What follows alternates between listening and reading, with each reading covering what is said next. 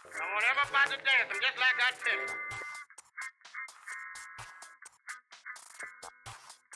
And when I say hold yourself, I want all of you get ready to stop. When I say stop, don't move. And when I say get it, I want all of y'all to go boogie. Hold it now. Boogie woogie.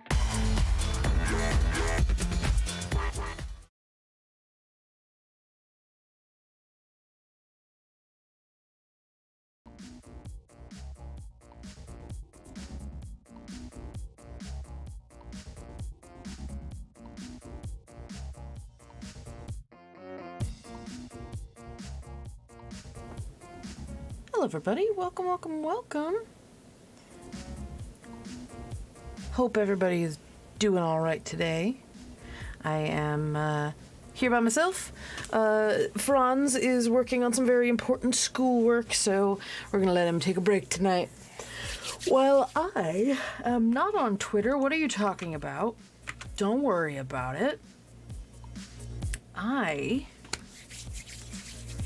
am here on OneNote, a little different than normal, because I am working on a DM reference notebook. I'm by myself on camera. I guess I'm usually by myself on camera even when Franz is around, but aw, that's very sweet of you, Mitch, thank you.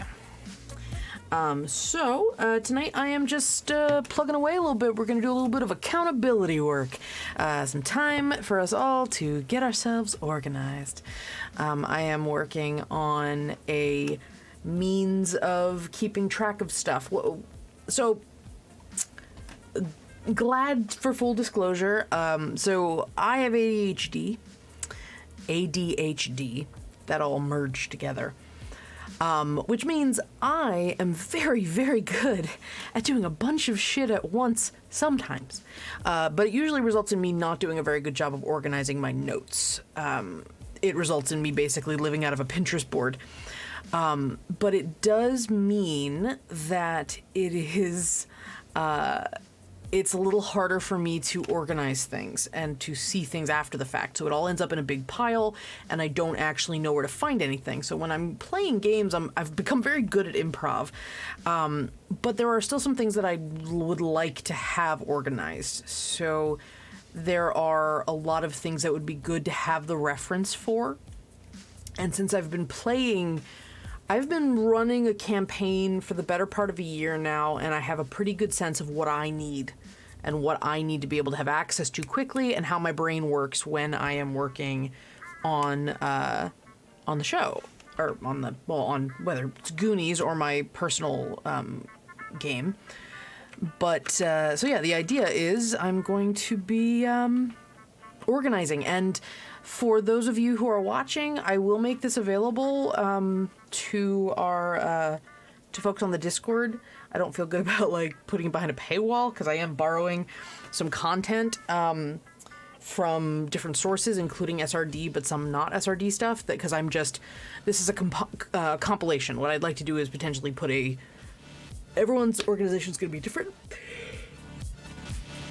But I'm happy to share my notes with you while we work.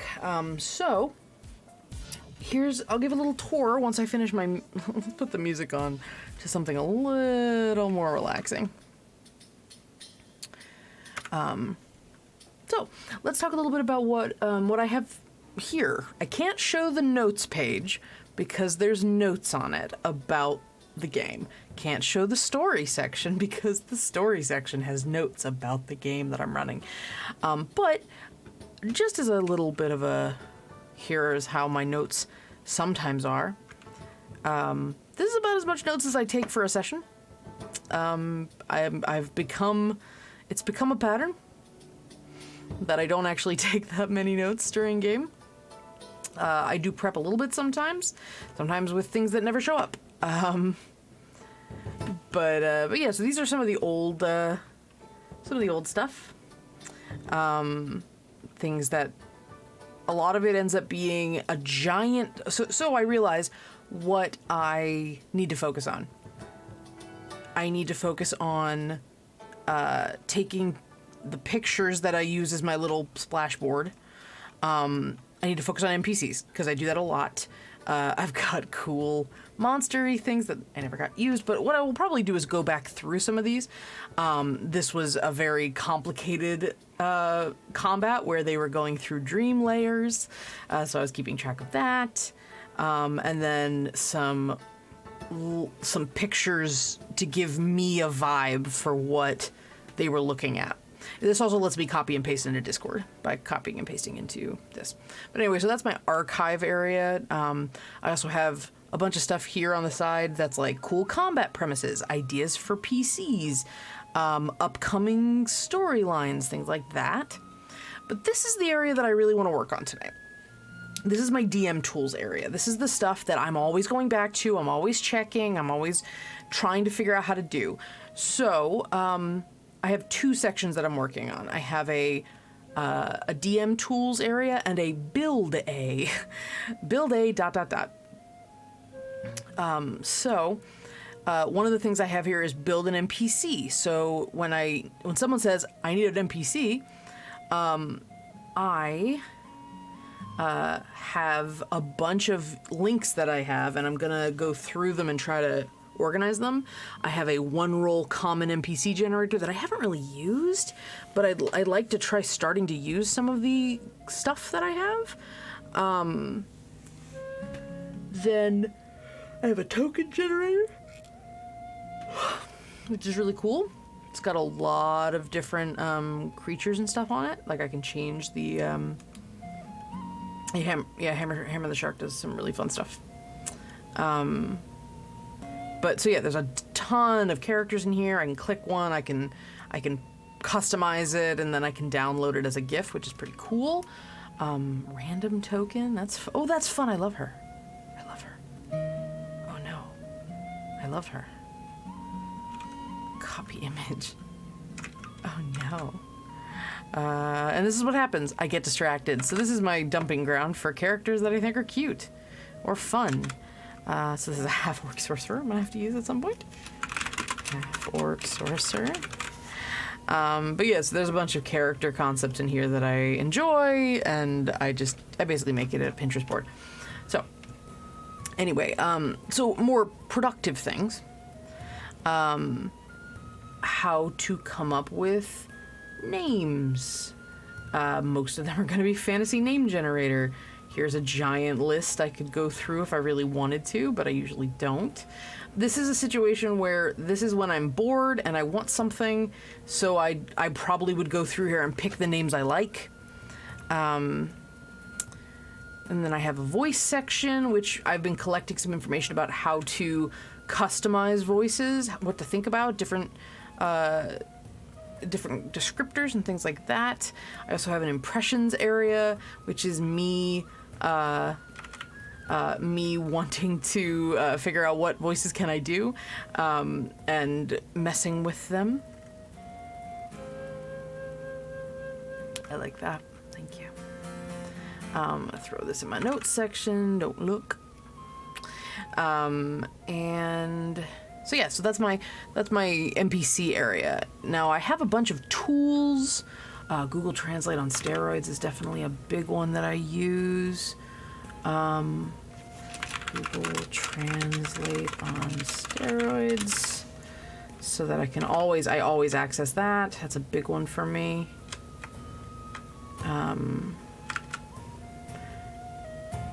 One interesting place that I get ideas from a lot is I signed up with dictionary.com and I get their emails, so I get the dictionary word of the day, and sometimes they're fun words, like snollygoster, a clever, unscrupulous person.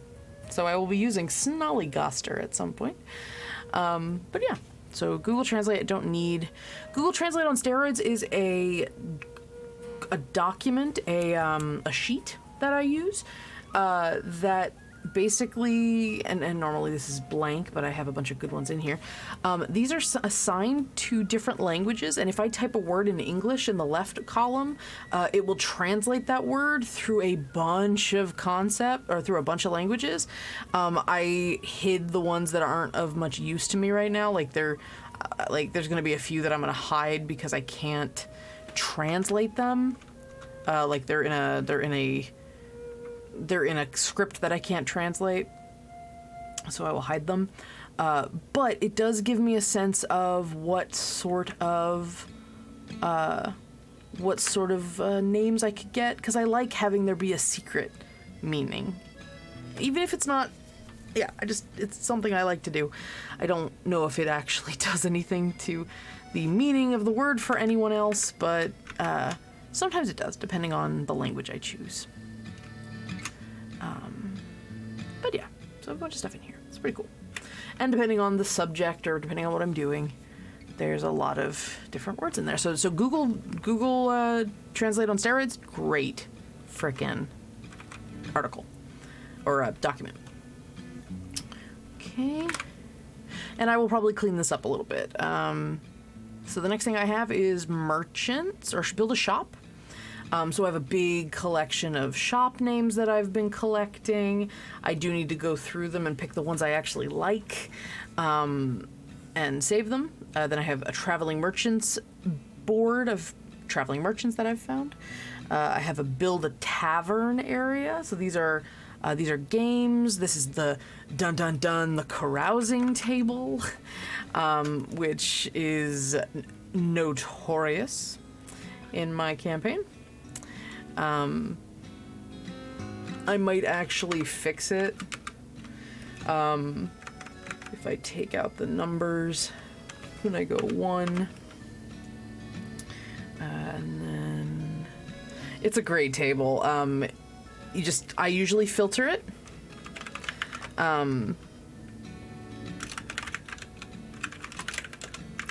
But the idea is, for those of you who've never seen the Carousing Table before, which I do actually have, it's from our D&D. It is, you go out drinking and frivolitying, but you get drunk and you don't remember what happened. You wake up somewhere, you black out. And so it's what happens when you black out. There are a number of things, fair warning, there's a number of things in here that I would avoid. Mainly, I would avoid if your characters are in relationships or if your players aren't okay with it. There are lots of you wake up in bed with someone, so just be mindful of that. Obviously, it's for people who are allosexual, people who actually want to have not safe for work content in their games, but at the same time, it's you wake up next to someone. It doesn't have to mean that anything sexual happened. We've done someone woke up married to somebody, and they just decided it was one of their party members, Mouse, which worked out great. It was very funny, and I was more than happy to say yes and to that. And this is just for the sake of my ability to read this, so we're gonna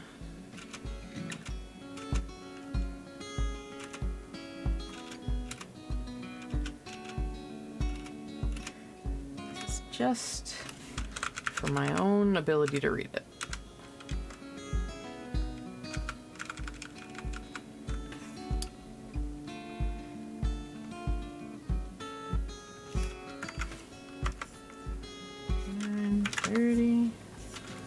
Sorry, this is just formatting stuff.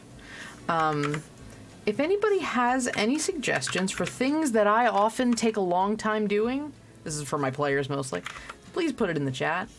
I know making up names for NPCs or picking out NPCs is one that I do have trouble with a lot. Building monsters, which I will get into. Combat, I have some combat reference that I need to use, or I need to make.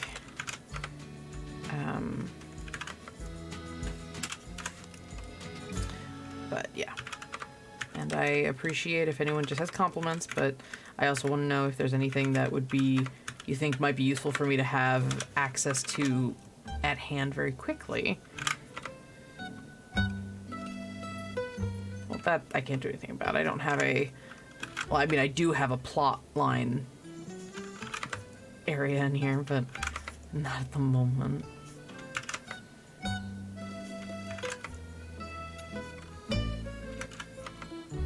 There's a lot of you wake up in a temples.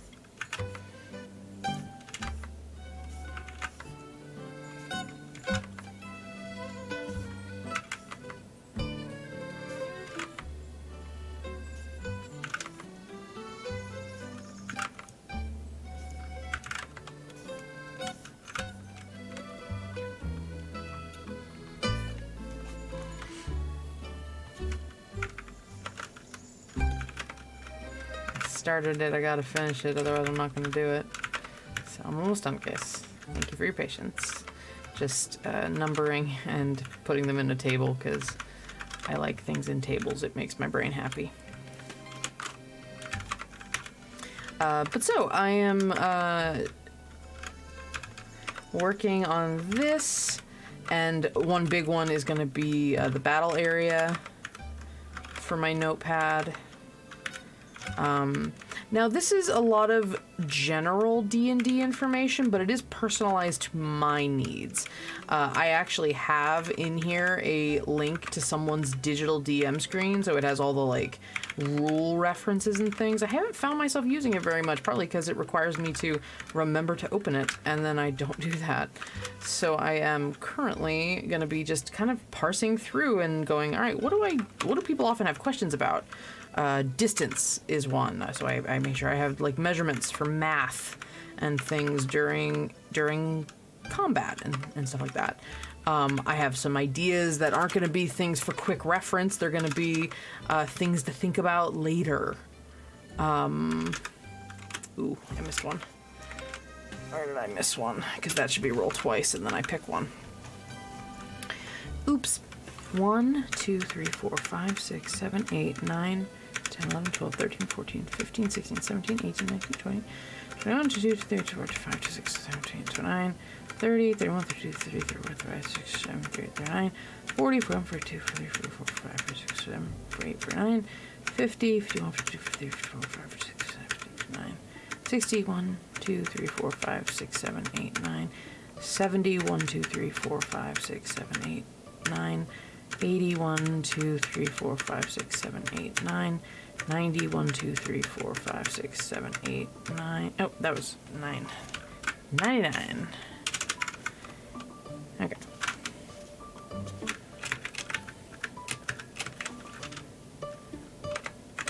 There we go. And 100. Okay. So, I have the carousing table.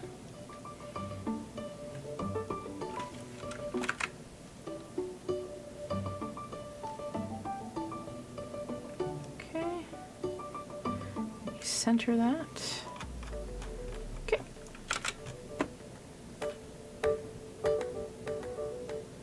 Okay. So that's the carousing table. Build a challenge. I've got a D100 complications on the road list, which has a bunch of stuff on it. I will probably be putting this in a table as well. Enter above 1D100 complication results. I won't do this right now.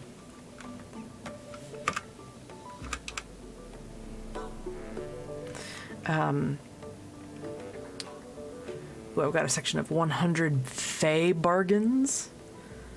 That's fun. I'll hold on to that. Probably throw that in here too. Build a challenge. Fey bargains. Okay. That's the full list.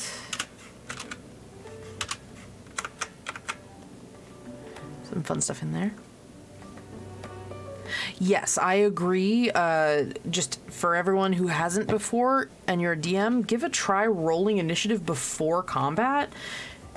It can really help the flow, because you have other stuff to be doing during combat that is not worth it.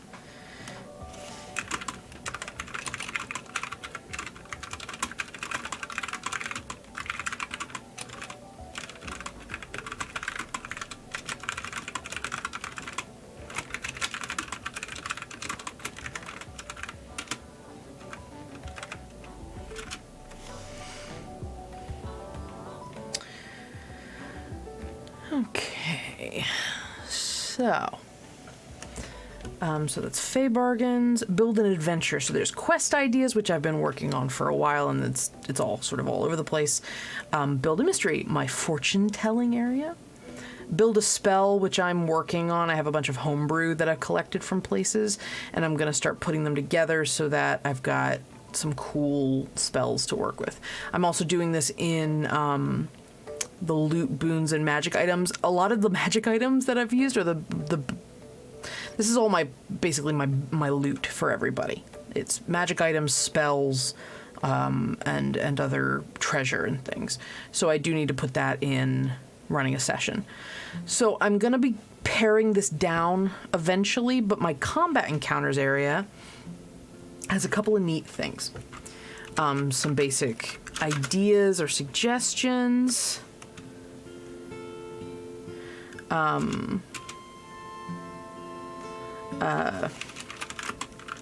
I do this already. What has really been very empowering is the fact that a lot of suggestions I've been reading, I've been doing a lot of reading on Sly Flourish's blog. A lot of suggestions being made are things I already do. So I feel really good about that. And I feel very comfortable with those things I do. So one is having the PCs pitch skill checks to you. Like, justify it to me. Come on, what skill do you think would be good for this? And they can pitch me how they approach a situation, which I love doing that. People have been doing really good with that. This is one I've been working on. Challenge encounter building, because I need to work on my encounter building. My players, you guys are the only ones in here. My players have not had a hard enough time yet. They've not been challenged as much as I probably should have challenged them. And they want danger, like Mal said. So I'm working on creating more challenging things and being able to do it in an intuitive way so that I'm actually paying attention to how dangerous things are. But for the most part, I just want to come up with cool stuff. So I found this. This is Angry GM's difficulty meter.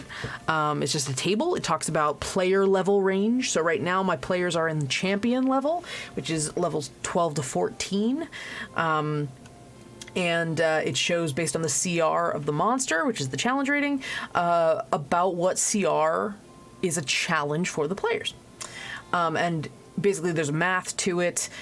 You take the number of PCs and the slots that were assigned to these little colors indicates how many slots you have to fill in with monsters. So I've decided that I have a good encounter combinations for a normal difficulty for level 14, 5 to 6 level 14 players. So 5 to 6 players means I have 5 to 6 slots I can fill in. And it shows here that minions are a quarter to a third of a slot, of one slot. A normal opponent is 1 slot. An elite monster is 2 to 3 slots, and a solo monster, a solo boss, is 4 to 5 slots. So I am building, based on that, different combinations of ways to build character. I'm trying to start categorizing and more carefully building encounters, in a way that I can think about it let me back up. This is how I want to build an encounter from now on, or at least try to. First thing is I decide how challenging it's going to be. After that, I decide based on the creature I want them to fight, or the creatures I want them to fight, the encounter I want them to have. What are the roles of those different creatures? I want to try to create pre-made stat blocks for the different roles, and then take the stat block and then tweak it.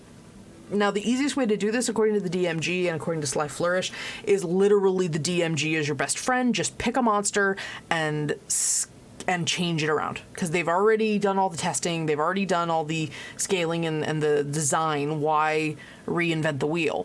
So what I'm probably going to do is go into the SRD and pick a couple of monsters, depending on the type, and just take their stats wholesale, create some blocks, and be like, I want this kind of creature at this danger level, so let me build something that's like that. Now, here is something that somebody keyed me in on.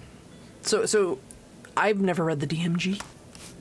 I really should just read it cover to cover, because there's a lot of shit in there that I hadn't even thought about, and I just forgot. But one of the sections talks about,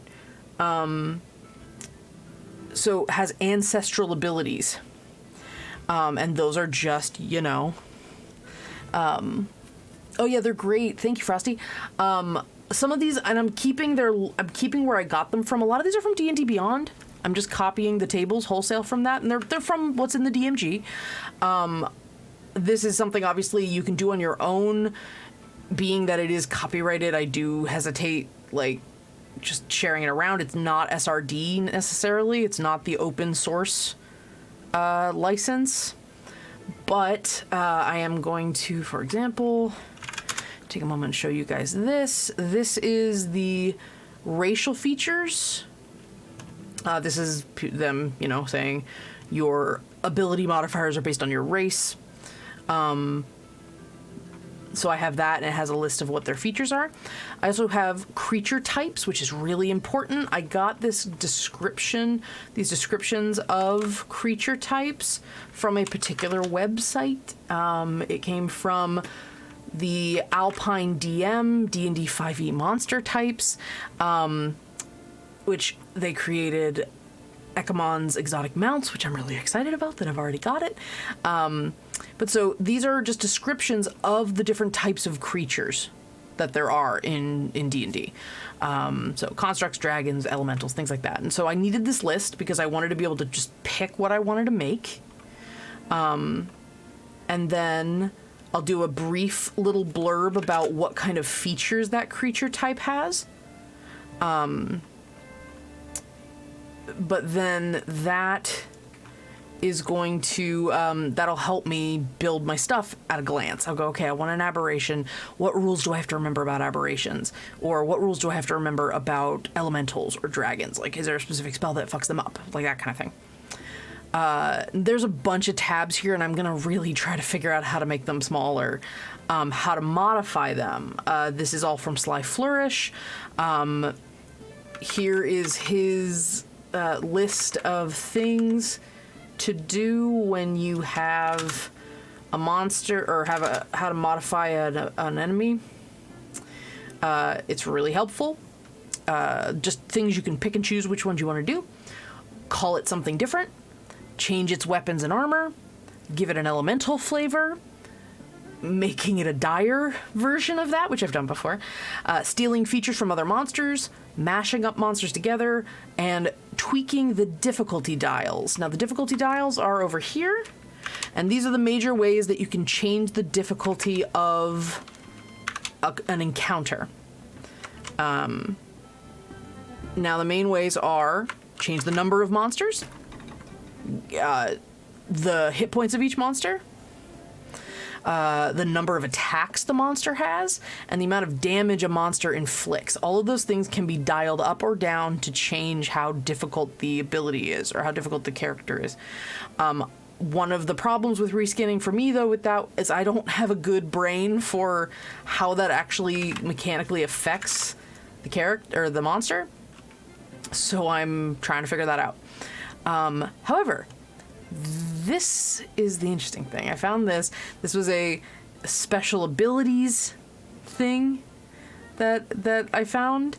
You just pick and choose. Pick one of these things. So an example, life steal. Steal health equal to half of their attack's damage. It's pretty cool. Explodes upon death, dealing damage ×2, called Parting Gift. That's very handy. So what I might do is I'm going to take all of these and I'm going to put them in a big fucking table. They're going to be grabbed from a couple of different places, but then I will be able to say, okay, I have a monster, I have a picture of a monster, I want to make it, what is it? So I'm a very, very visual DM, so I will probably find a piece of art to share with my players, and then I will move backwards from there, or I have a bunch of stat blocks saved of neat things that people have done. But this is just for me to make things. I'm very excited about it. So this is gonna go under so that's monster features. There we are. How to modify. So I want to go special abilities. Monster features. Nasty. Okay, so here's a couple things. So the monster features. This is also in the DMG. NPC stat blocks. It's under NPC stat blocks. In here, NPC features, and then below that, where is it? Turn resistance. It's under monster features. There we go. It is very nice that they've created little links so that I can, you can paste down the sources. So here are features that, how they affect the challenge rating of the monster. So if I work backwards from a picture, I want to make it a celestial. It's going to be a big solo boss. I can look in here and what are some neat things that it has and examples of things that have those abilities. So, for example, breath weapon. Assume the breath weapon hits 2 targets and that each target fails its saving throw. Ancient Black Dragon. Brute increases the monster's effective per round damage by the amount noted in the trait, so you kind of get a sense of what it does to the challenging, but it's also a list of things that I could give. Here is something really interesting.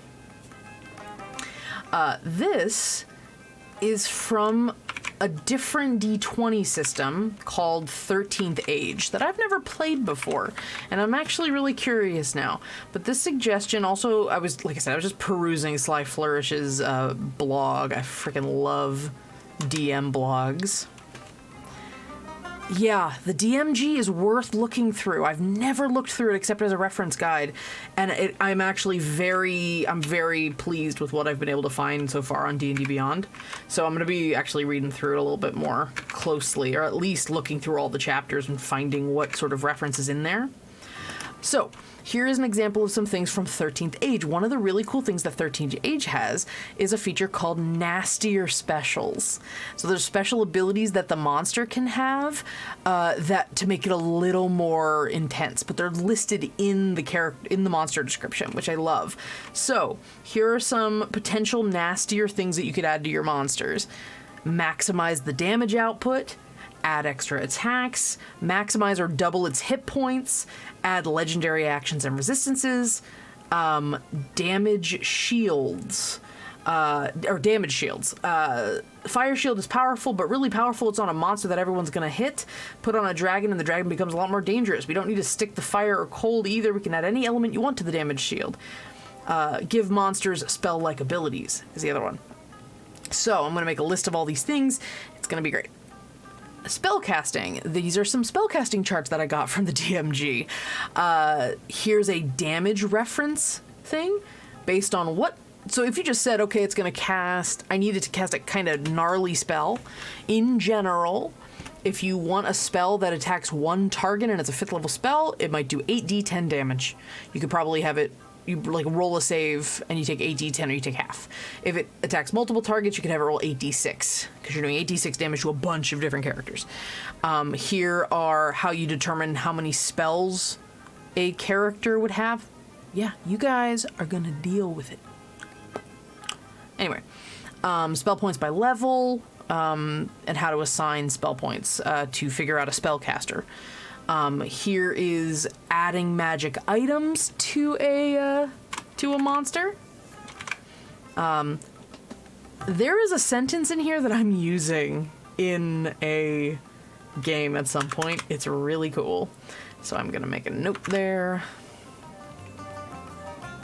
Yeah, I don't think so either. I'm gonna have my initiative template, which is how I put things together. My loot tables are gonna end up in here.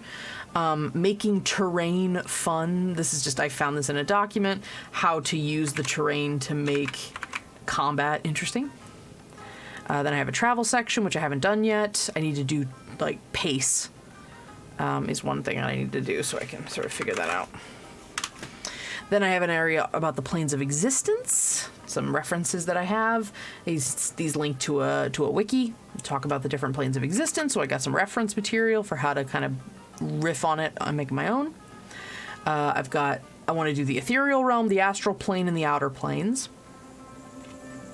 Am I missing any other realms? The outer realms are going to carry a lot of stuff. It's where it's like where the celestial realms are, it's where the hells are, that kind of stuff.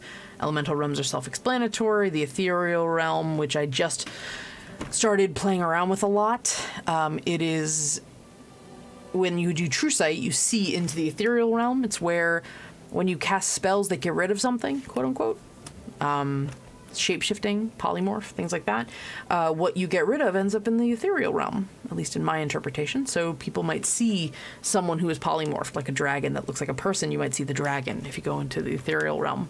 You might see the effects of a magical item, things like that. So, it's very cool. I have also changed, for the purposes of my games from now on, spells that say evil and good, so detect evil and good, or protection from evil and good. I am having my players edit their spells on D&D Beyond and change them to protection from outsiders, detect outsiders. The idea being something not from the material plane, not from the mortal realms. So we're talking fae, fiends, undead, everything that's listed in those spells, because evil and good is the least helpful thing ever. Most people that the Feywild and the Shadowfell are actually part of the material plane. They're just the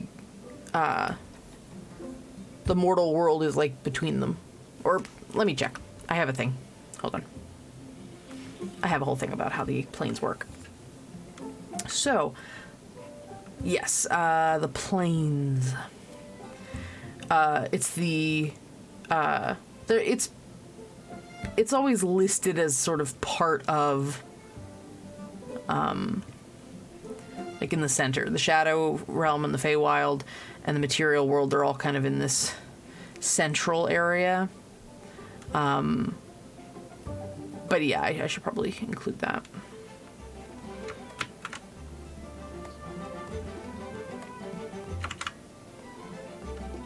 Plane of water. Oh, these are the elemental planes. These are the inner planes. And then going back to the hereafter. And you have the outer planes. I'm gonna have a lot of duplications on these as I try to figure them out a bit more.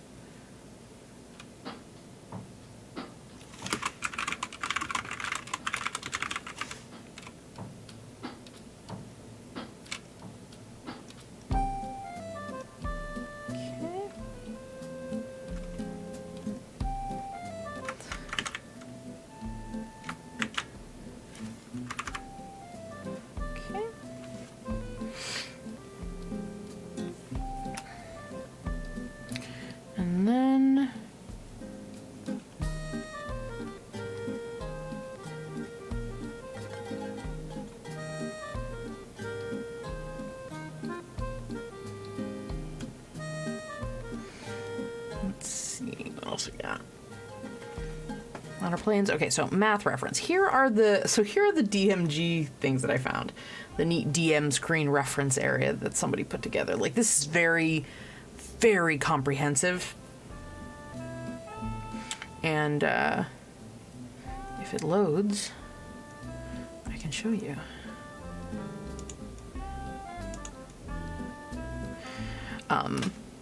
I'm going to make this note while we're here. This is part of my combat encounter area. So the way I was describing the way to build the challenges, I wanted to determine how difficult I wanted it. I wanted to figure out the role. So basically, I wanted the role the thing plays, the stats it has, and any special abilities it has. Those are the things I needed to know. And so I had these roles that a monster would play in the combat. I came up with defense mage, a tank, ranged attack, offensive mage, healer, things like that. And as I was looking through some of the resources, I found out that a 13th Age does this already when you're building things. So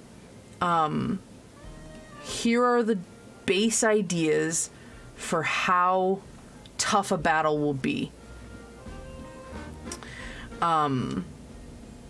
I might start just utilizing this system for creating creatures. I'm gonna do 13th Age. 13th Age example.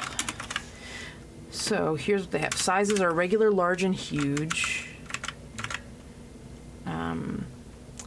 Regular size monsters can have double strength and triple strength. Regular size and regular strength monsters are labeled as normal.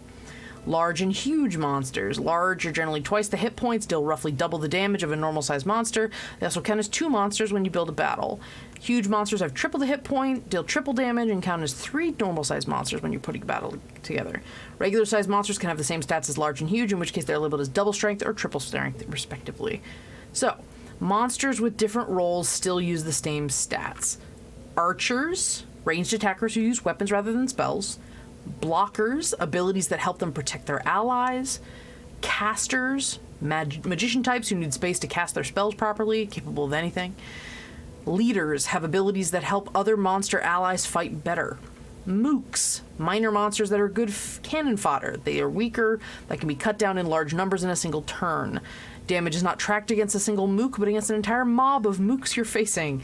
If you roll damage against a mook and it's greater than the single mook's hit points, then another mook takes the remainder. In this way, damage can cascade to multiple mooks, and a player can kill multiple in one turn, even if they're not all directly within your attack range. A mook's hit point is 1/5 of a regular monster. Mooks move and attack individually. Mooks deal a fixed damage when they hit and double damage when they roll a natural 20. Mooks can be split up into multiple mobs with different initiative numbers and hit points for each. Spoilers mess the PCs up with attacks that inflict harmful effects instead of in addition to hit point damage. Troops, default monster type, aim to hurt the PCs via hit point damage. Wreckers really bring the pain. Enemy groups containing only wreckers will be very dangerous to the PCs. Okay. So that's the roll. So those are the rolls. So the table I really have is type, size, roll, stats, abilities. That's what I want. So table, insert below. So the roles are archer, blocker, caster, leader, mook,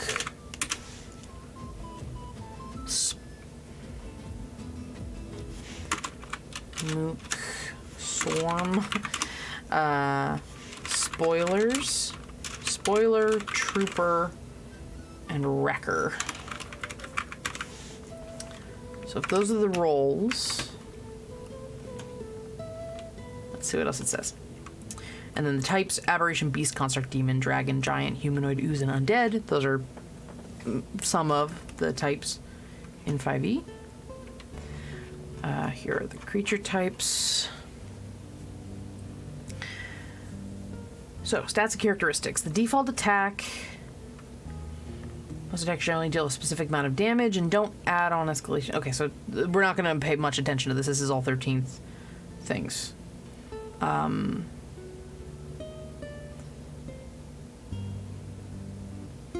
Let's see. Burrowing, restricted movement, successfully burrowing, death save, and last gasp saves. Ooh, okay. Some deadly monsters have a special attack called a death attack that can kill in a single attack. Such attacks offer the player a last gasp save. A player that is affected by a death attack has a limited number of last gasp saves to try and throw off the condition of the death attack. On the first turn a player is affected, the player may take a single action, after which they must roll a hard save. If successful, the player shrugs off the death attack and act normal in the next turn. If unsuccessful, their turn ends and the player cannot take any actions on further turns except to further last gasp saves. So, okay, so this is like how 13th Age deals with death saves. Each successive last gasp save is a hard save. A successful save means the player can act normally. If the player rolls a nat 20, that means the player can take their normal action. Okay, so yeah, this is just a little different. If they fail 4 last gasp saves, the death attack succeeds and they are adversely affected.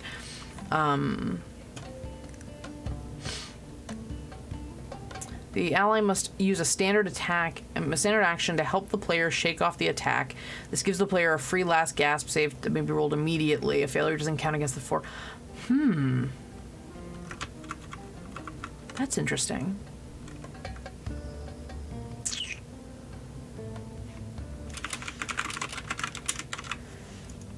That is really interesting.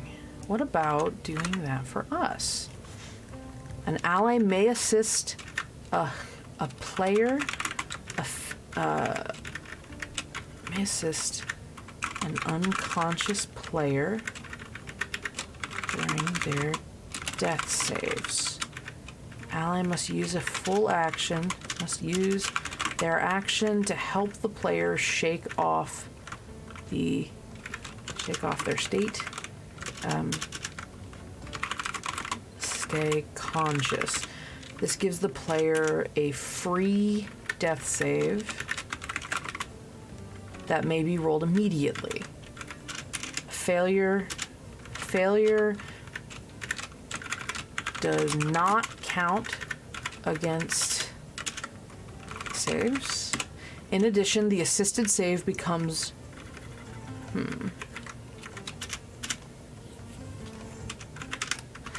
immediately, but only counts a success if rolled.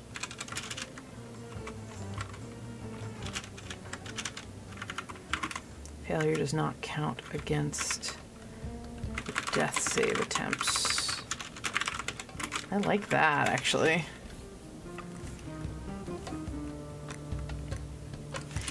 Aid action during death saves. I really like that homebrew. Thank you, 13th Age. Fear.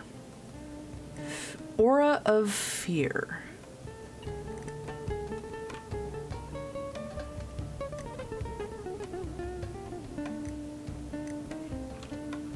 Ooh, I like this. I also like this a lot. This is cool.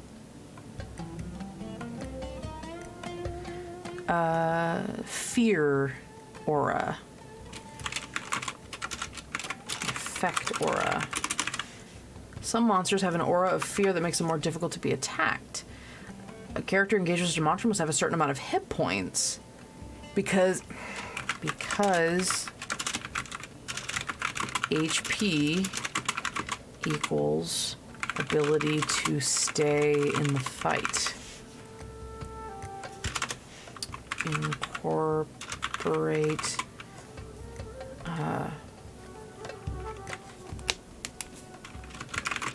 fate rules for taking consequence. Not unconscious, but runs away. Okay, something like that.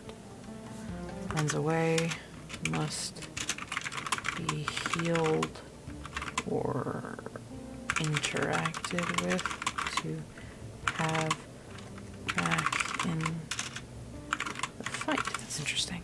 Kind of like that too.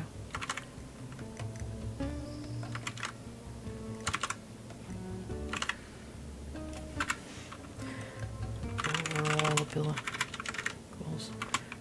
Your remaining will or overall ability to stay in the fight.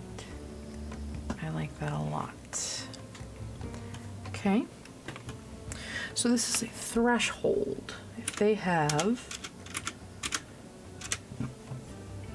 to have a certain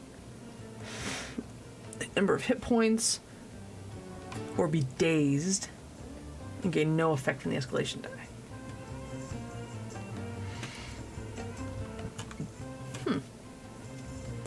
So, here are... Nice. These are different types of abilities. Heck yeah. So here are more special abilities. Effect aura, so we need...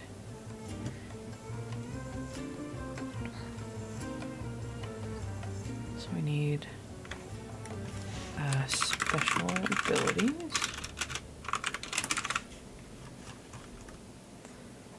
That.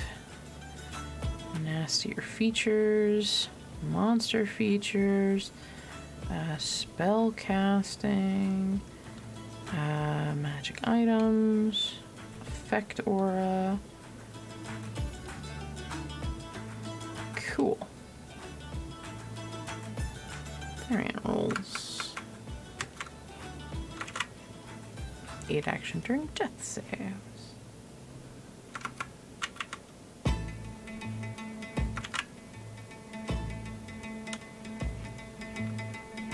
Cool. So,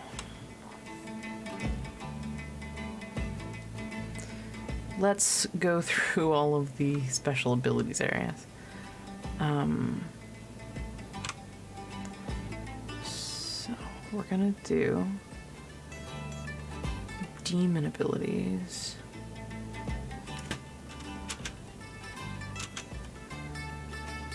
Demon abilities.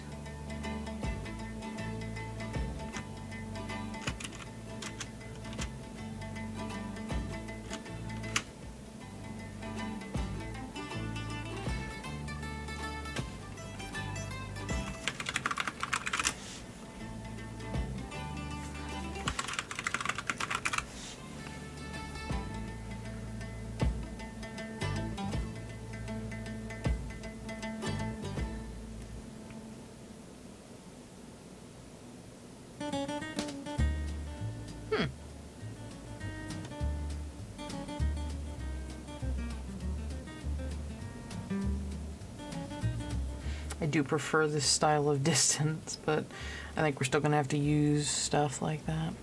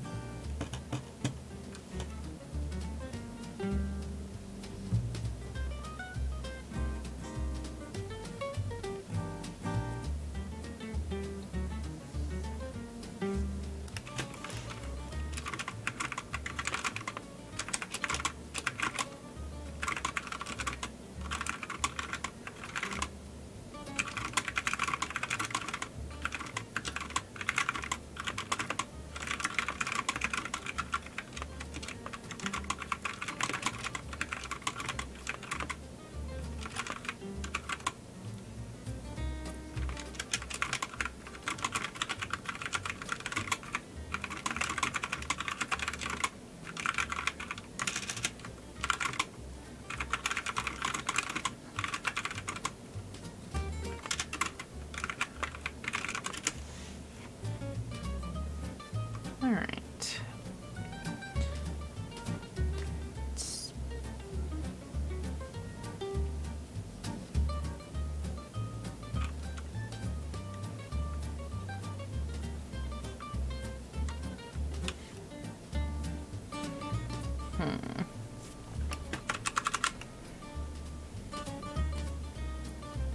Let's see.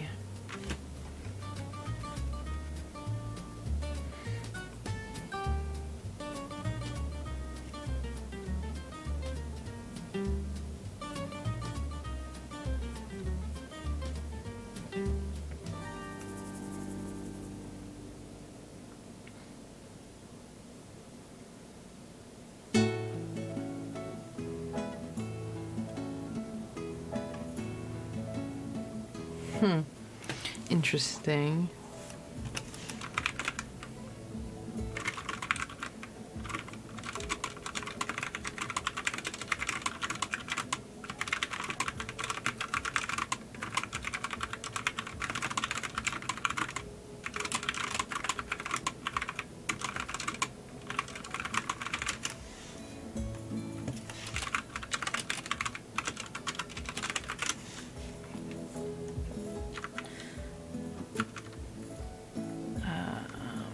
Variant rules.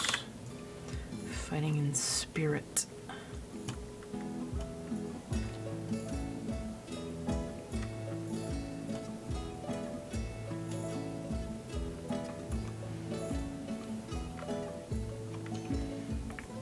Let's see. Death saves. Stabilizing, unconscious. I do like optional meaningful death rule.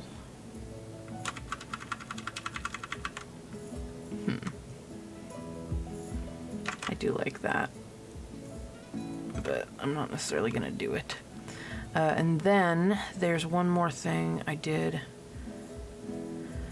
Not the variant rules. What are they doing? Oh, yeah, lasting wounds. Where are you? Major injuries table. My house rules section. Ah, my house rules section. There we go. So DM... need to make a new thing here. Copy. Paste. We're gonna call this house rules. Well, honestly, I should probably just break them up, but house rules. And I'm gonna take... So this is really cool, and I really want to promote it for a second. This is Dale Kingsmill, Monarch's Factory. King's Mill, Monarch's Factory. I love it. Anyway, so Dale Kingsmill came up and worked really, really hard on a major injuries set of major injury tables. They're really cool, and I'm really excited to start implementing them. The idea is when a creature takes damage, when a hero, let's say, when a PC takes damage equal to half their HP max, and we're talking their normal maximum HP, from a single source, they must make a DC 15 injury saving throw. Now, the score, this type of saving throw is determined by the type of damage taken, which I really like. A creature who succeeds takes the damage as normal, no other effects. A creature who fails the save is considered injured and must use their saving throw result to determine the injury they have acquired from this devastating blow. These injuries could be anything from a penalty to an action or save, the possibility of falling unconscious in a few rounds, to even potentially an adrenaline rush that gives you a benefit, like you just narrowly escape danger and you're like, and you can get an attack. The balancing rule is that is optional rule. Once a creature has failed an injury saving throw, the other party members cannot receive major injuries during the rest of that session. This allows, one, so that there isn't just a domino effect of people getting majorly injured, because there are some drawbacks, obviously. And it allows the dramatic spotlight to not get diluted by too many people also taking major injuries. I want to give people an opportunity to get even a negative even a spotlight about something negative that happened to them, just so that they can feel special and focused on. I want to try to encourage that a little bit more.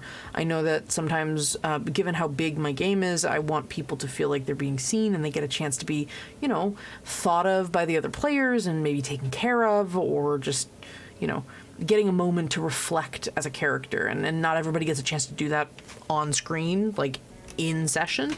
So the idea of only allowing one person to take a major injury per session is important to me. I also really encourage players to pick different styles of classes, because I want everyone to feel special, because I know some people don't. They feel sometimes if you have more than one or many of the same kind of character, they might not feel like they're bringing anything to the table, literally not bringing anything into the party. So I want to try to avoid that, but this balancing rule is a big part of that. I'm gonna think about how it relates to magical healing. Dale Kingsmill has a section in her world building that says when you're healing something, so when you are using magical healing, you're forcing the body to heal really quickly, and it could cause continued effect. There are major injury tables. Let's take a look at this one. I'll just show you this one so you get an idea of what the thing is here. So Dale made these. She did a lot of research, a lot of medical research about what scarring looks like from this sort of thing, or what sort of effects happen. So, blunt force trauma, bludgeoning damage. If you fail the DC 15 Constitution saving throw, if the total result is a 14, just under, you get an adrenaline rush. For 3 rounds, you have resistance to all damage advantage on strength checks, attack rolls and saving throws, and disadvantage on dex checks and attack rolls. After 3 rounds, you gain 3 levels of exhaustion at the start of your next turn. That's the idea of the adrenaline rush, is there is a crash. But you do get a second wind for like a quick moment that you can do a bunch of stuff. 11 to 13 on the saving throw, you dislocate or you break a bone in your leg. At the start of each of your turns, you make a DC 10 con save, and if you fail, your movement is halved until the beginning of your next turn. And on a third failure on this save, you fall unconscious. An 8 to 10, dislocation or bone break in the arm, shoulder, or chest. At the start of your turn, you make a DC 10 con save. If you fail, your attacks have disadvantage until the beginning of your next turn. And on your third failure, you fall unconscious because you have taken such tremendous injury. 5 to 7, internal bleeding in the abdomen. Your movement is halved, and after 3 rounds, you fall unconscious. 2 to 4, crushed bones or collapsed lung. Your attacks have disadvantage, and after 3 rounds, you fall unconscious. And notice, you're not immediately falling unconscious unless you write a 1. If you roll a 1, you take a skull fracture in the face. Immediately fall unconscious in stable condition. Otherwise, it's all after 3 rounds. It gives you some time to still act before you are overtaken by your wounds or overtaken by the pain. Any external scarring related to blunt trauma is likely to result only from surgical intervention undertaken to resolve medical complications. Consequently, the scars are likely to be thin, raised lines where deliberate incisions were made. In the case of broken bones, healing magic to accelerate the process often leads to a malunion of the fracture unless measures are taken to properly set the bones beforehand. Magically accelerated healing does not resolve the underlying complications of internal injuries. After being magically healed, you have your movement halved or make attacks with disadvantage, depending on the initial consequence of your injury. These complications remain until the injury causing them is treated surgically. A skull fracture is often accompanied by a concussion, which during magical healing may have its symptoms uncomfortably accelerated.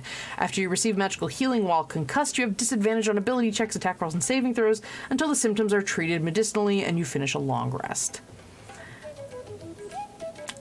So yeah, I may or may not do that. I might just do the initial bit, but we'll see. I might allow for magical healing to fix it. But, so there's slashing and piercing, fire, thunder, cold, magical damage, psychic, and poison. There's a different chart for each one of them, and I'm very excited to do it. So, major injuries. So we're going to take that. And we're gonna go to DM tools. And we're gonna go to here.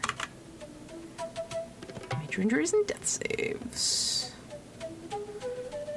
Death saves, major injuries. Okay.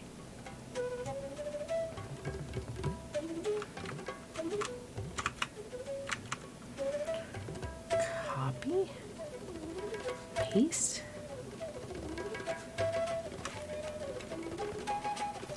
PCs in combat.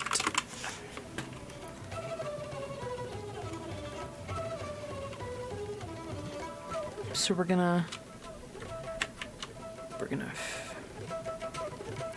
put this in the build section. So we're gonna build an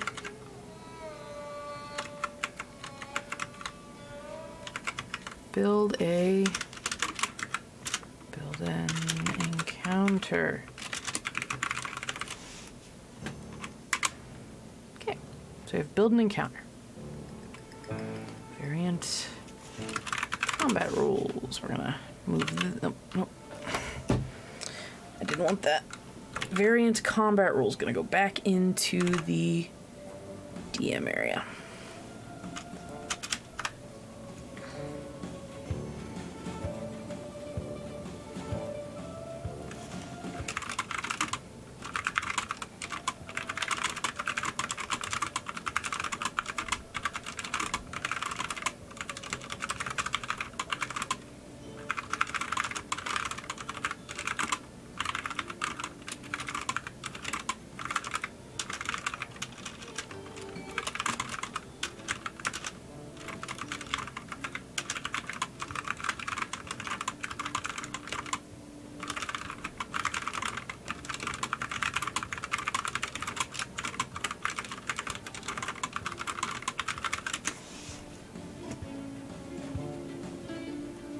Okay, so combat, variant rules, major injuries, and death saves. We got that.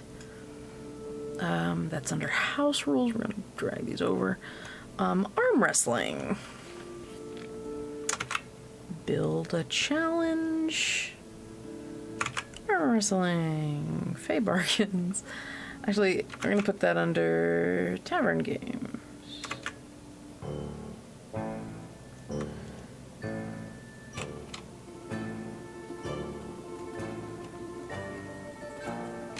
Games for taverns and festivals.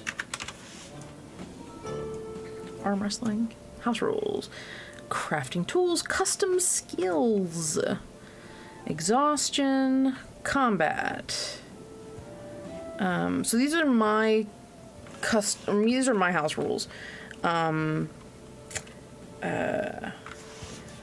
Cantrips are okay for extra attack. The spell area of effect. The taking damage. DM tools. Taking damage from falling damage or objects. Falling damage or objects. Okay. What else? House rules. Power-ups. Okay, so these are my house rules. Hero die, no, I didn't do hero dice, but I like the D6 power-ups I'm a fan of them. D6 power-ups. Every session roll 1d6, and you can use the result during the session or share them with each other during the session. You get it once per session.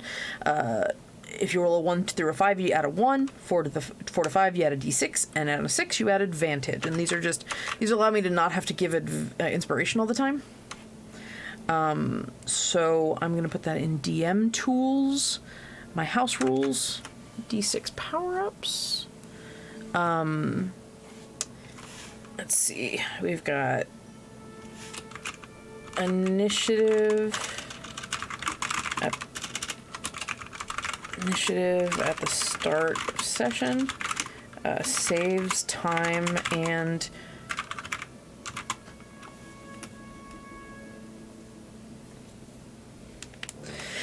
yeah, it's, see, I don't want to shit on players who want to feel special. That's why we play the game for the most part. But yeah, the idea of yeah, oh good, Lane, I'm glad. They make the players, it allows the players to feel like they have a little more agency.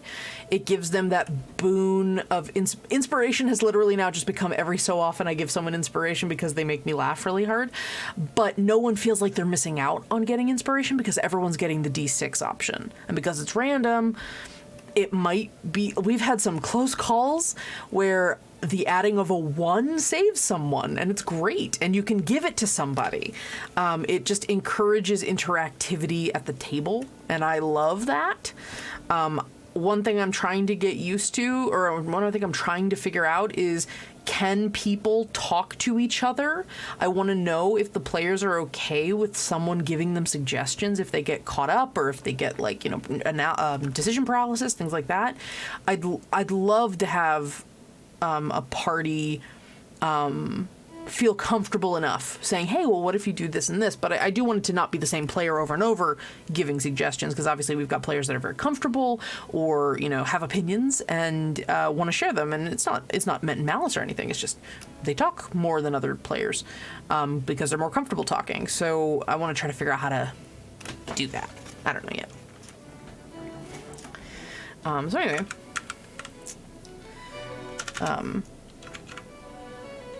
Yeah, no, absolutely. So, house rules, D6 power-ups. Let's go with, what else do I got? My nat 20s and nat 1s rules. I haven't done this all the time. So, on initiative, here's what I do. See, so nat 20s and nat 1s only really actually in the rules as written do certain things, but there has become a culture of expectation that when you roll a nat 20 or roll a nat 1, something intense happens, whether it's good or bad. So I like to encourage that. If somebody rolls nat 20 on initiative, they get an extra action to do on that turn. You roll normal initiative. If we have a time wizard, Mitch, who has a plus 15 to initiative. Doesn't really matter what the character rolls, she will always be at the top of the initiative order. But then we recently had 2 other players roll nat 20s during initiative, and they didn't know what to do. And I said, well, just everybody goes in line according to number. The time wizard still goes at the top of the initiative order, but the 2 that got nat 20s, they get those extra actions on their turns. They just got a little bit of a jump during their turn. That's all it is. Saving throw, it's higher than the damn rogues, it's true. The saving throws, on a nat 20, I don't think I've really established anything. It's just, yay, good for you. You definitely save. I haven't decided if there's something interesting I can do with that. And on a nat 1, they don't take any extra damage, but in addition to failing the save throw, they also are knocked prone. And I just describe how they end up on the ground.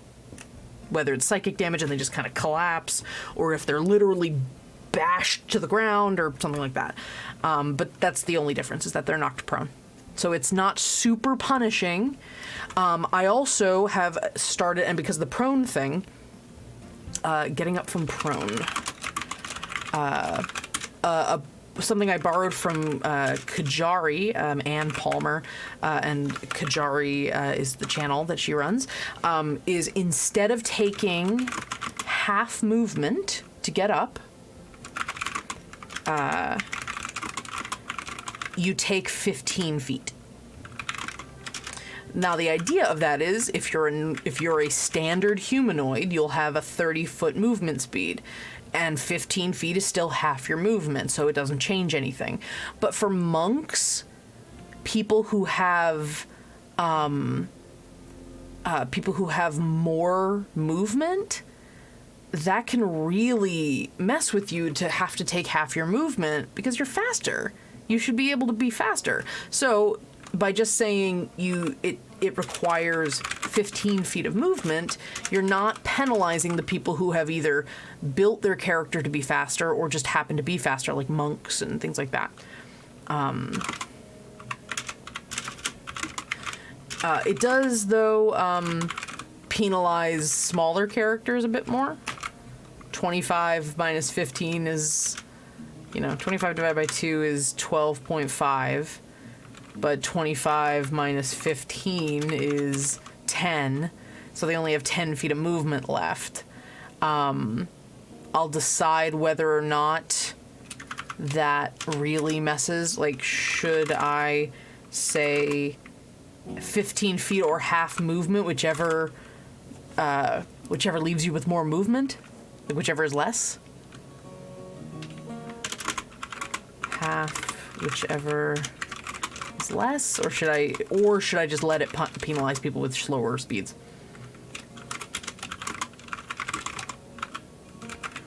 Should I penalize people, smaller folk, or smaller or slower folk? I haven't decided that yet, so I'm going to highlight that so I remember to look at it another time, and see what happens with that. Okay, that's getting up from prone. Resurrection, hero dice, haven't really used it much, but I will put it in there. A hero die is a D20 that you earn through different things. Hadn't really implemented it in this game. But the idea of a hero die is that you can use it to do something special. And what happens is when you fail a bunch, you get hero die. So instead of, if you keep missing something, you can get a hero die. And I haven't really done that one yet in this game. I'm not sure if I'm going to. Let's see. What else we got? Time skip leveling, tweaking commune, rules of the Fae. That's a world building that I need to work on. Custom skills, crafting tools. Oh, just found a new rule for thanks to Rucker, who plays Vesper, our bard. Let me find it. Rucker, I want learning a language. And I just put it. Inspiration board. Epic tier, inspiration. Don't look at my notes. Vesper. There we go. No, that's not it either. Build a DM tools. Okay, so we're gonna do player leveling. Advancement. We're gonna do advancement. So, I found a suggestion. I don't know if I have it open in my notes. But anyway, I found a suggestion for how to learn... language proficiencies. Here we go. It's very cool. This is from a website called the Arcane Times. I'll put the link in the chat. So this is from a series called What the Fuck Do I Do with All This Gold? This is variant training rules. So what's wrong with the current system? It prevents character customization and encourages one-level dips to create the character someone wants instead of just, learning a skill outside of your class. Now, under the current rules as written in 5e, in order to learn a new language or tool, you must spend 250 downtime days, and 250 gold pieces to learn a tool or language, to become proficient in it. The other option is to seek out special training as a reward for a completed task. The special trainer could grant proficiency in a skill or a feat, or taking a feat through special training or as a substitution for an ability score increase. Those are the things you can do for 5e. Now, it implies weapon proficiencies are fluffy enough to award them overnight, but serious enough to require a level set to back them. So here is the way that this person decided to fix languages. The current system takes too long just to learn a language and completely ignores a character's intelligence. The main ability used to learn things. The US government can teach an agent a language in 600 hours. So, D&D 5e claims it takes 2,000 hours, which is 250 days at 8 hours a day. Languages also vary in difficulty, but that can be a call I make as a DM. The variant formula for how long it takes is this. So if D&D claims it takes 2,000 hours to learn a language, you take the number 2,000 and you divide it by the character's intelligence score. Not the modifier, but the score. And then that is the number of days it actually takes the person to learn. This person provided a variant training rules based on difficulty, and I actually will probably ascribe to this. I think this is kind of cool, and I'll insert my own options in here where it's like what I think is more difficult than other things. It's very nice, and then there are things that only take 1,000 hours, but what they've done as a balancing is also the more difficult the tool or proficiency or weapon or language is, the more it costs to get a trainer. It like goes up by about a gold a day. So it ends up evening out about a gold per day that you're doing it. But it's cool. So I'm going to hold on to this. Arcana Times is really cool. I highly recommend checking them out. I really like a lot of their stuff. Featured foes and house rules and DM tips. The broadsheet has, it's... Yes, Lane, I'm doing it because of Vesper, so it's going to be helpful. But not only that, Vesper has more than one person to teach him Umbral. So that might also assist a little bit. I am allowing him to waive the trainer fee because he's asking you all to do it. This is bringing up a new thing I'm going to be introducing, and I'm very excited about it. Arcane Incense is going to be a new thing. So Arcane Incense is a feature that this person made up, and I love it. Arcane Incense that does a bunch of different things. This is part 3 of what the fuck do I do all this gold in 5e. Arcane Incense. For centuries, incense has been the smoky conduit between humans and the divine or the arcane. It's been used to heal, relax, invoke magic, become closer to the gods. Now, why does D&D all but ignore such a bountiful source of material? So, incense is expensive, but offers a lot of bang for your buck. It offers a gold sink for the players in exchange for a temporary buff in return, which I really love. Arcane Incense can be used to recharge magical items that have become useless with the use of their final charge. This person ignores the roll 1 or it gets destroyed option, which I kind of love. It just becomes inert, and you have to spend money to recharge it. But it takes money and you have to find it. What's nice about Arcane Incense is I can make it valuable, and then I can make it in a very, very limited resource.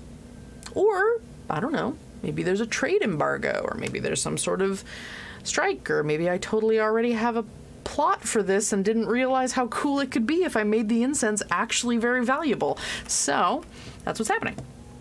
I now have to decide where the incense comes from. Guess where it's going to come from? Valdara, because it hasn't been in the game yet. It's not very common in our continent. It'll be in the new continent that my players are in. They're just starting to explore a new continent now. So we're going to be doing some fun stuff.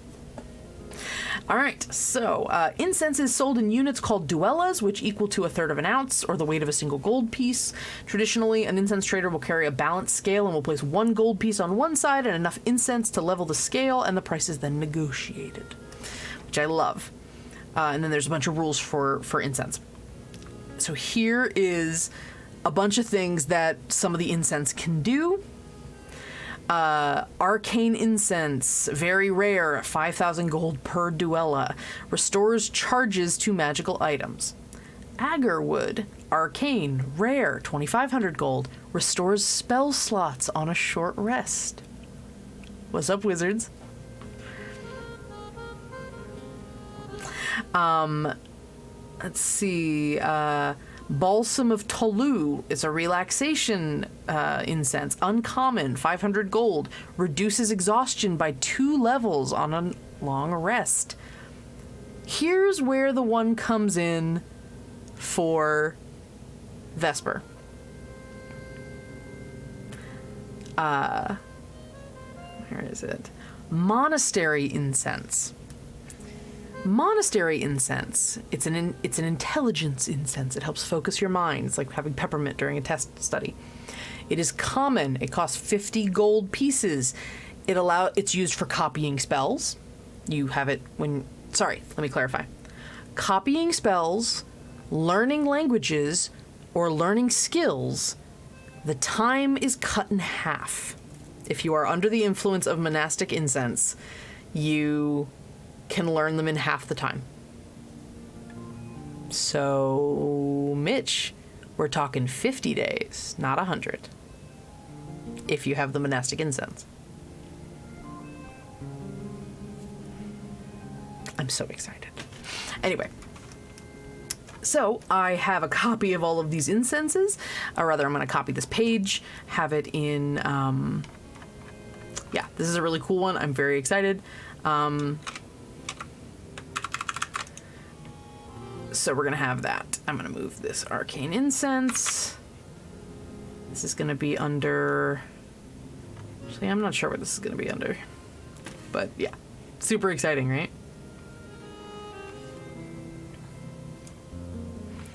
Do that.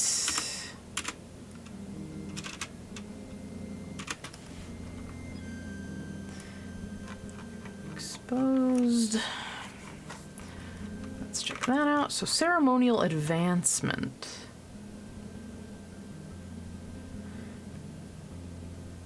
Ceremonial Advancement. Proficiency bonuses. These levels cannot be attained. Interesting. Proficiency bonus increases require Ceremonial Advancement. That's kind of cool. I haven't done it. I'm probably not going to do it for this game because it's a lot of stuff. But that's really neat. This is not a list of challenges that they came up with. Okay. So the players come up with the Ceremonial Advancement concept. This is good for small groups. I like this. A major benefit of this system is when 4 players all have individual ceremonial advancement plans, those plans can be woven together to create adventures. Does the bard need to crash the wedding? The whole group can help him. Maybe the rogue steals an item he needs to get the bard into the castle. Also makes an art objects table in the DMG extremely useful. Now a treasure hoard with 3 art objects becomes a chance to replace meaningless treasure with needed items for advancement. If a treasure hoard calls for 25 platinum, drop a needed brass mug for the bard instead. Is the barbarian going to need an ivory wolf statuette? Replace some gold with that. Cool. Oh yeah, I'm going to have to need this for... My second campaign is going to have some adjustments. Variant advancement. Yeah, we'll do that. Next campaign. Don't worry about it. Okay, what else we got in our house rules? Pillow fight. I forgot pillow fight and snowball fight. DM tools, create a challenge. Build an encounter.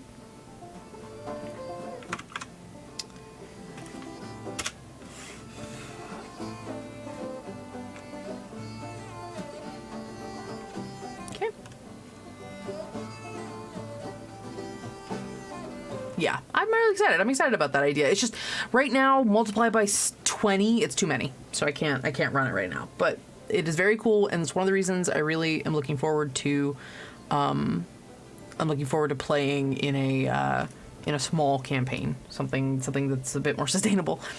What else we got? Go back to that other page. So yeah, I really like that. What else does the Arcane Time? Variant training. Ooh, what's this? Oh, it's the same thing. Anyway, so we're gonna take the variant training table and we're gonna see if I can paste it. Paste. DM tools, advancement, training. Okay, well this will have to be updated. So, variant training rules. This will have to just be moved over slowly. Or actually, you know what? I'll just screenshot it. Ooh, this is really good. I like this. Copy, paste, and then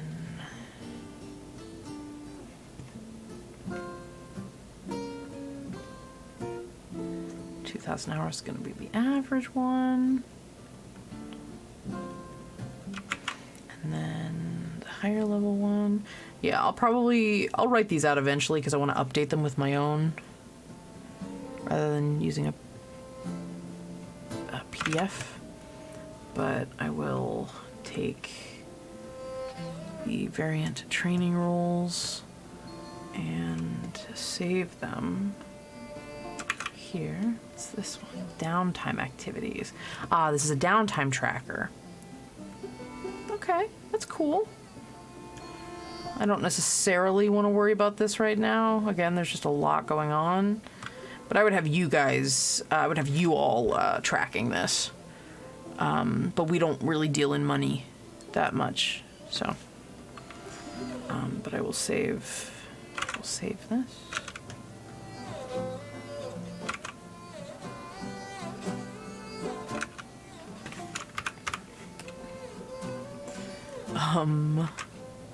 Let's fix that.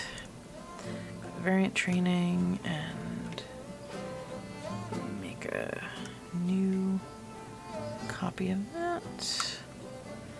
Copy this. And there we go.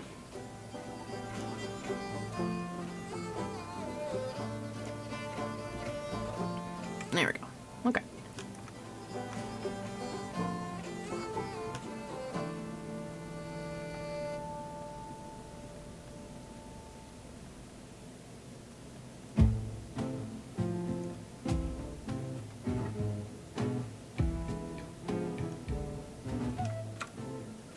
Okay.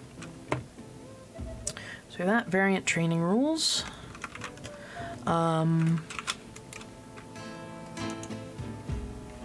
Then those are the big ones, okay.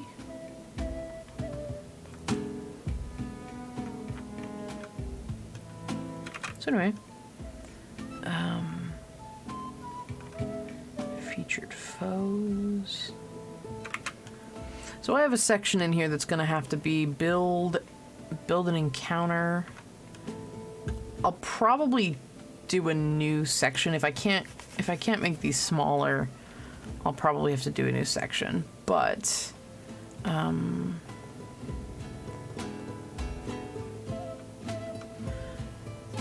let's do some inspiration stuff. Monster ideas. Monster inspiration. Okay. Monster harvesting. Total party turns.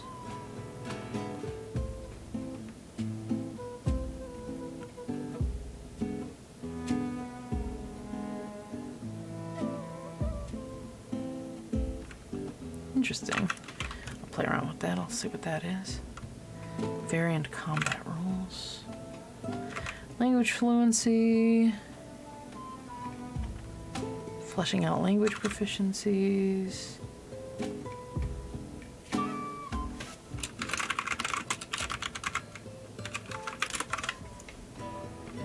House rule for giving medicine more utility.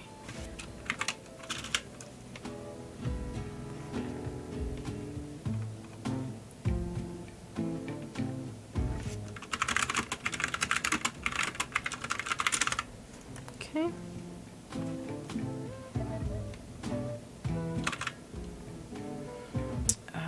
We want the skills area. House rules, custom skills. Okay, fleshing out language proficiencies, variant training, Arcane Incense, survival, Arcana, Ceremonial Advancement. Okay.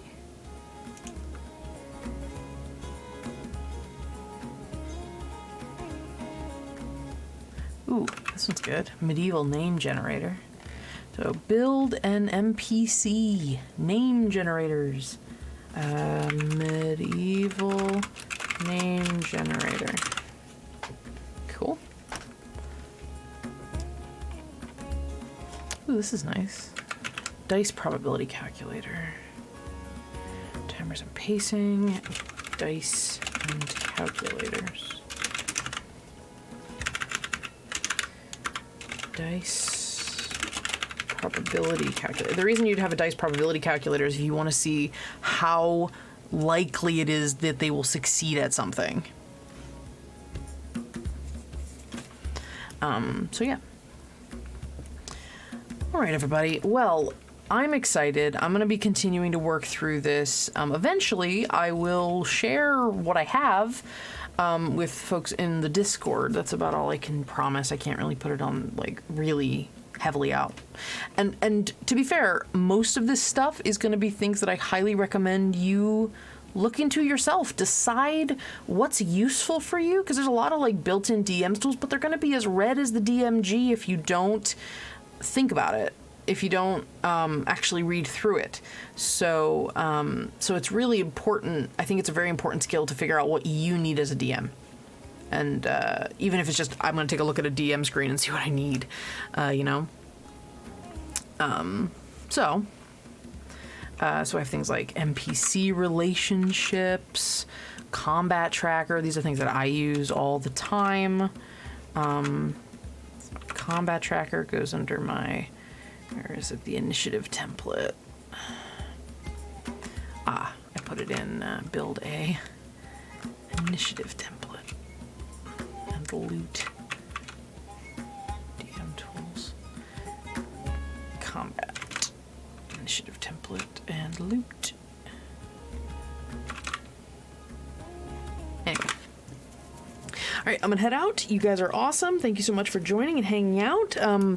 I'm gonna do my best to try to make sure I still have links to things, so when I borrow ideas, the sources will be at the bottom of the pages.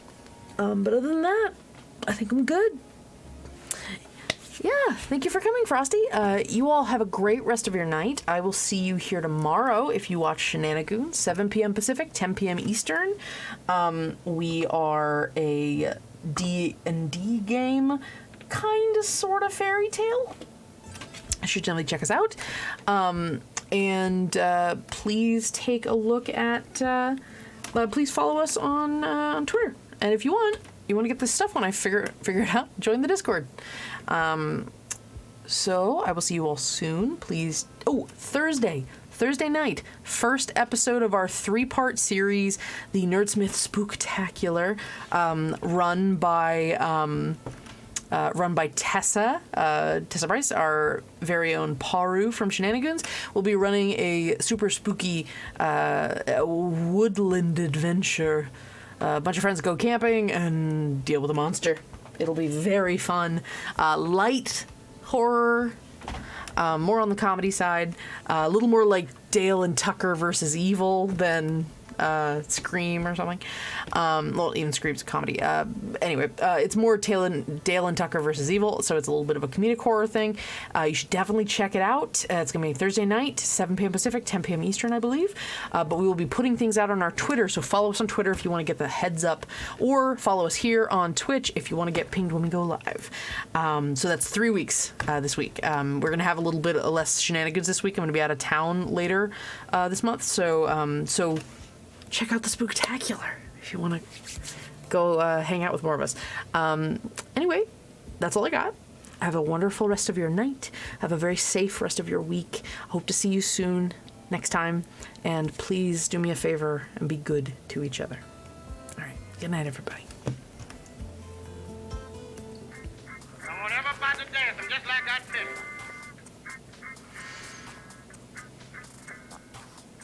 And when I say hold yourself, I want all of you get ready to stop. When I say stop,